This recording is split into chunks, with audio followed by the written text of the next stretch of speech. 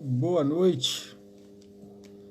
Nós vamos estar meditando no Salmo 19 e o título dele é Excelência da Criação e da Palavra de Deus.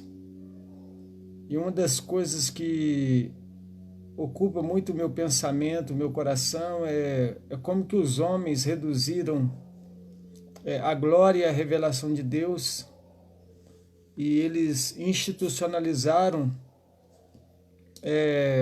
criaram um perfil religioso, um padrão, e isso só fez distanciar o homem daquilo que realmente que Deus é e daquilo que Deus quer se fazer conhecido, principalmente através da revelação da palavra dele. E uma das coisas que a história tem mostrado que os homens têm ocupado muito seu tempo em pensar acerca da vida, acerca do homem, acerca do início de todas as coisas. E qualquer pessoa inteligente, quando ela para diante da imensidade do cosmos, ela se apavora, porque é interessante como nós não temos resposta e não conseguimos alcançar. Nós temos alguns aí que defendem que na verdade, o cosmos está em expansão. Então a gente fica imaginando, será que existe um limite para toda esta realidade que nós não conseguimos alcançar? E até que ponto, até que nível nós conseguimos experimentar minimamente uma fatia desta realidade que os filósofos sempre colocavam como que o homem é incapaz de perceber a realidade única que existe, uma realidade plena que existe. E na verdade nós somos o quê? Nós temos uma micro-realidade diante de nós, que é reduzida ao nosso corpo, ao nosso espaço e ao nosso tempo.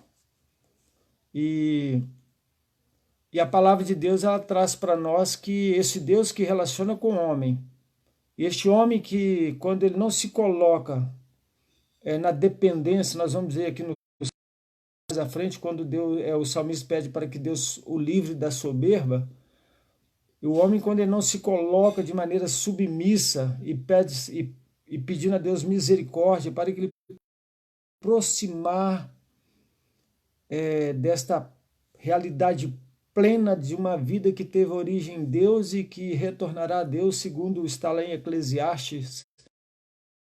O homem é pó e voltará ao pó, e o espírito volte a Deus. Como que nós podemos decifrar esse enigma para que a gente não morra? Ou deciframos ou morremos. Mesmo decifrando, nós estaremos morrendo. Mas nós podemos decifrar e viver melhor. Por quê? Porque existe uma revelação de Deus para que o homem se coloque completamente aberto, disponível para receber essa revelação de Deus ao coração deste homem desesperado, que não tem resposta praticamente para nada, a não ser o amparo na sua soberba, na sua arrogância, por achar que domina, que tem o pleno saber, conhecimento, que a ciência ele toma conta, e na verdade ele está suspenso, porque por mais que ele descubra, por mais que ele invente, ele é refém, porque essa natureza do homem o submete a uma instabilidade, a uma escravidão da sua própria natureza, e o sábio chama de vaidade. O Salmo 19 começa dizendo assim: os céus proclamam a glória de Deus e o firmamento anuncia as obras das suas mãos. O céu, a obra criadora de Deus, ela comunica a glória de Deus de uma maneira tão clara, proclama isso.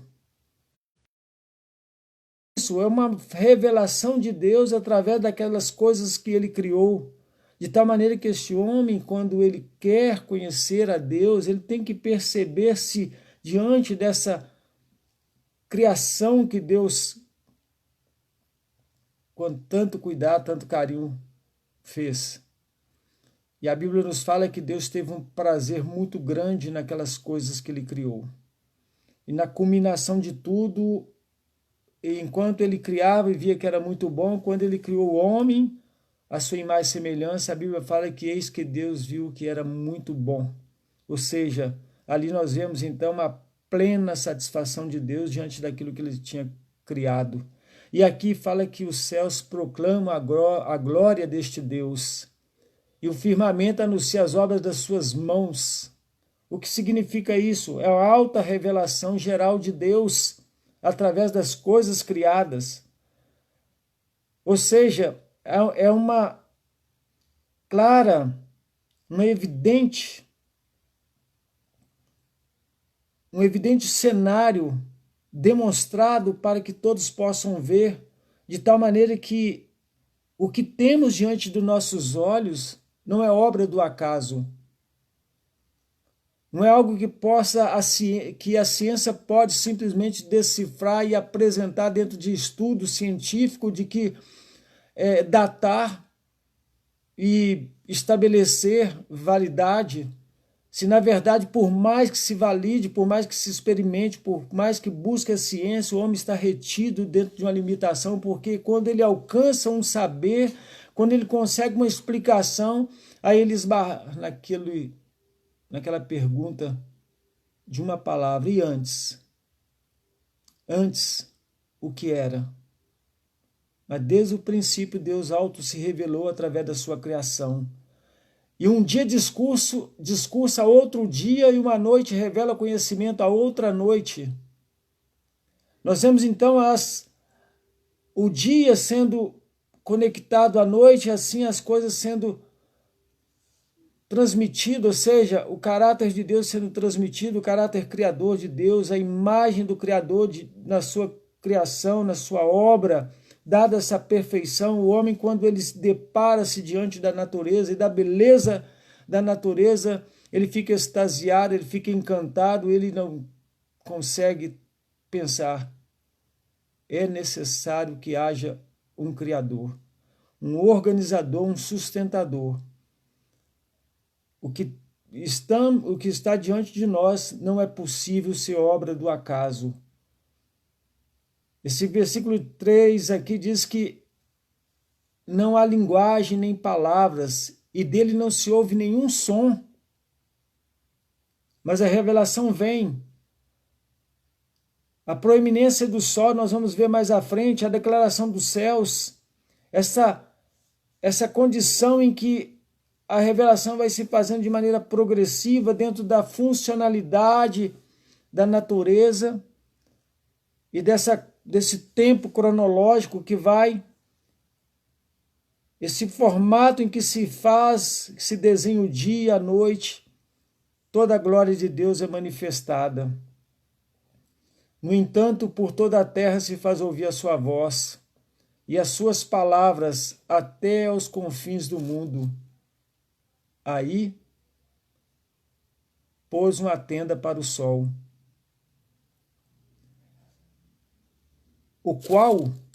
o sol, como noivo que sai dos seus aposentos, se regozija como herói a percorrer o seu caminho. Principia numa extremidade dos céus, até a outra vai o seu percurso, e nada refoge ao seu calor. Mostrando então que ele cumpre uma função, o sol, dentro das leis estabelecidas por Deus, e nesse percurso há uma plena realização. A natureza cumpre de maneira funcional o que Deus determinou, designou. É interessante que de uma maneira o quê? Organizada, ordenada, e se faz então a revelação da glória de Deus através dessa funcionalidade. E então nós temos o dia e a noite. E aqui fala como um noivo que sai do seu tálamo em direção para se alegrar. O sol se alegra na presença do seu Criador. E durante todo o seu percurso, É interessante que quando nós pensamos em Deus, nós pensamos sempre numa manifestação da natureza de uma maneira sobrenatural. A Bíblia nos fala que quando Jesus ele morreu, ali fenderam-se as rochas, houve uma manifestação. Eu acredito que a terra sentiu-se envergonhada de ver o seu Criador ali, crucificado na cruz. Porque do princípio era o Verbo, e o Verbo estava com Deus, e o Verbo era Deus. Jesus, então, ali entregue, a natureza se manifesta. Nós temos vários momentos em que nós vemos a clareza dessa presença tremenda do Filho de Deus. Quando nós temos ali no batismo, nós temos várias situações, nós percebemos que Deus se faz presente. O céu se escurece, temos situações, então nós podemos ver que há uma comunicação sem linguagem e sem fala para que o homem possa entender essa autorrevelação. Mas nós vamos ver mais à frente que existe uma revelação especial, que é essa que fundamenta e responsabiliza o homem diante do juízo final. E a palavra de Deus continua dizendo, olha, a lei do Senhor é perfeita e restaura a alma. Aí nós já temos uma revelação especial de Deus, a palavra, esta palavra que é o próprio Jesus Cristo, que no princípio era o Verbo, é a palavra viva. E esta palavra viva se fez carne e habitou entre nós, e vimos a sua glória como a glória do unigênito do Pai. E aqui então começa a ser outro processo da revelação, quando é revelado aqui a autorrevelação especial de Deus na palavra. Do versículo 7 em diante nós vemos isso. A lei do Senhor é perfeita e restaura a alma. O testemunho do Senhor é fiel e dá sabedoria aos simples. O que é isso? Vamos entender um pouco então sobre isso. A revelação geral não tem a capacidade de converter pecadores. Esta autorrevelação através da criação, da beleza da natureza e tudo que o homem possibilita, essa interação, essa conexão, esse intercâmbio do homem com o seu ambiente. Há pessoas, inclusive, que discriminam o ambiente de tal maneira que acham que estes lugares místicos são lugares onde você percebe mais intensamente a presença de Deus, mas nada mais é do que o próprio homem integra dentro da sua percepção distorcida e reduz a glória de Deus a um ambiente, a uma obra criada, e desfruta disso e acaba caracterizando como o máximo do encontro dele com Deus. Mas, na verdade, existe uma profundidade muito maior neste relacionamento do homem com Deus, quando se baseia dentro de uma organização econômica perfeita de Deus, em que nós podemos contemplar a glória de Deus nas obras criadas. O salmista se manifestou dessa forma. O Salmo de número 8 ele diz, quando eu olho para o céu e vejo as estrelas, as obras que tu criastes, o que é o homem para que tu te lembres dele? Contudo, pouco menor do que a ti mesmo fizestes. Então nós vemos aí que a glória de Deus se manifesta de maneira evidente na sua obra criadora, mas ela não é suficiente para convencer este homem do seu pecado e de que haverá um juízo. E esse homem, então, às vezes ele não pode ser responsável somente por essa revelação. Mas aí a salvação vem somente por meio da revelação especial, ou seja, quando a palavra de Deus é efetivamente aplicada pelo Espírito de Deus, pela própria presença de Deus, o Espírito Santo. Porque aqui diz que a lei do Senhor é perfeita e ela restaura a alma. Se você pegar o livro de Atos, você vai encontrar: arrependei, convertei-vos para que seja apagado os vossos pecados, venha um tempo de refrigério pela presença do Senhor, pela paz do Senhor. Então é isso que você precisa.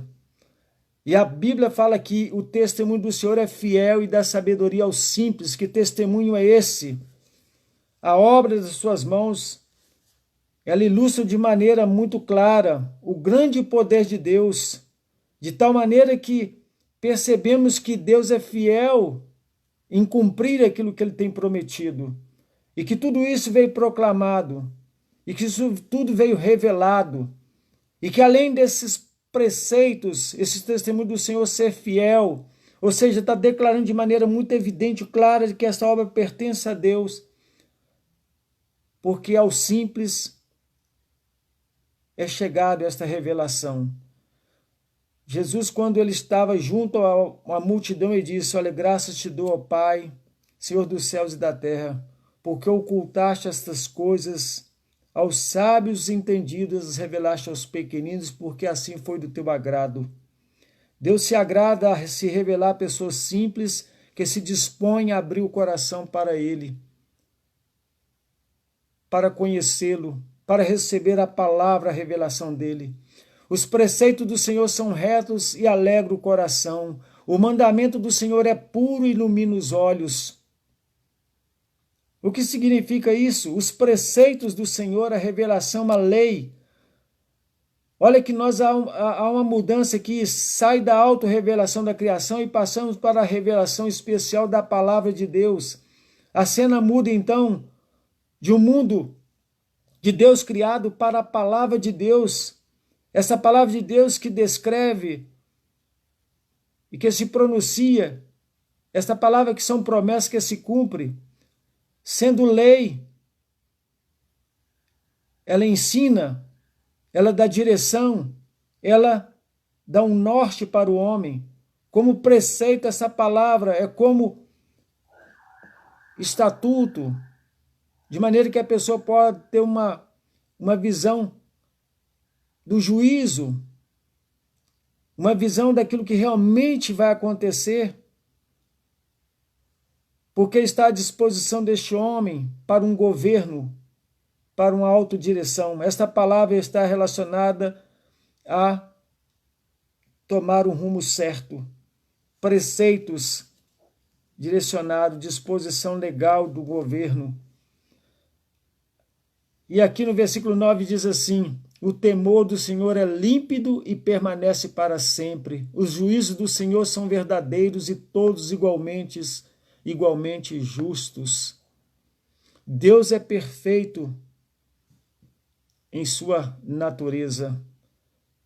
E de tal maneira se revela também nas suas obras criadas. E aqui nós temos o versículo 9 dizendo: o temor, ele não tem apenas um sentido técnico, mas é uma realidade de que a Escritura é um manual de adoração a Deus, em que você, pela palavra, pela autorrevelação da natureza, você tem que se apresentar a Ele com temor e tremor. Por quê? Porque o temor do Senhor é límpido. O Salmo diz que o princípio da sabedoria é o temor a Deus. O temor a Deus é o princípio da sabedoria. O temor a Deus alumia a alma, o coração do homem, os olhos, traz vida para o homem. A realidade que a Escritura, ela dá uma direção, porque contempla a palavra de Deus, o temor que devemos ter. O salmista continua dizendo aqui, olha, são mais desejáveis do que o ouro, mais do que muito ouro depurado, e são mais doces do que o mel e o destilado dos favos. Além disso, por ele se admoesta o teu servo, em os guardar a grande recompensa. Nós não podemos estar submetidos a uma vida de sucesso aqui neste mundo por pensarmos num relacionamento com Deus. Mas nós não podemos descartar a realidade de que um relacionamento com Deus nos traz uma grande compensação, gratificação, recompensa, que pode ser traduzida com capacidade de enfrentar os grandes desafios da vida, as lutas, os temores, nessa dimensão da fé que nós caminhamos, crendo que Deus tem melhor para nós do que propriamente aquilo que vemos nas nossas lutas, de tal maneira que nós não estamos aprisionados àquilo que nós estamos vendo, mas estamos, na verdade, fixados com a nossa fé nas coisas que nós não vemos. Então o salmista continua dizendo, vamos entender um pouco, o salmista trata dos pecados não intencionais e das piores infrações respectivamente. Ele diz assim, quem há que possa discernir as próprias faltas, no versículo 12, absolve-me das que me são ocultas. Ele sempre convida Deus para sondar o seu coração e descobrir coisas que ele mesmo não consegue dentro da sua introspecção, alcançar. Esse mundo subjetivo nosso, essa construção nossa interna, ela toda submetida a um campo de vaidade muito grande, vaidade de vaidade, diz o pregador, tudo é vaidade, seja não vigiar. O salmista estava se colocando diante da dependência da graça de Deus para que Deus pudesse prover livramento, perdão para os seus pecados, porque absolve-me das que me são ocultas, das minhas faltas. E no versículo 13, nós temos algo tremendo aqui, que diz assim, também da soberba guarda o teu servo, que ela não me domine, então serei irrepreensível. Uma das coisas mais difíceis de serem vencidas é arrogâncias. As arrogâncias tomam conta do coração dos homens, da sociedade, as pessoas se sentem autossuficientes e assim vão levando a vida pensando que não precisa de Deus. E o salmista pede dizendo, olha, Senhor, me livra dessa soberba, guarda o teu servo, que essa soberba não me domine, que eu consiga vencer essa natureza tão forte em mim, ou em todo homem que tem sede pelo poder de controle e que quer projetar a sua vida para uma juventude eterna, uma força, mas nunca numa dependência de Deus. Então ele diz assim, absorve-me das que me são ocultas, também da soberba guarda o teu servo, que ela não me domine, então eu serei irrepreensível, eu estarei diante do Senhor em condição de perceber que estou sendo aceito. E ele continua dizendo, e ficarei livre de grande transgressão. É um dos maiores pecados. A Bíblia fala que a soberba precede a ruína. Quando Lúcifer caiu, uma das coisas que ele dizia a si mesmo era, subirei acima dos céus e serei semelhante ao Altíssimo.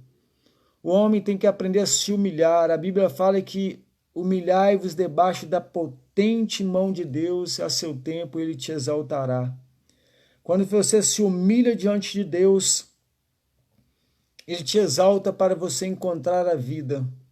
Quando você se humilha diante das pessoas, Deus te exalta para você encontrar comunhão com aquelas pessoas, para que você encontre paz no seu relacionamento, vida, porque a vida se faz assim. Você só consegue viver uma vida abençoada, feliz, em comunhão.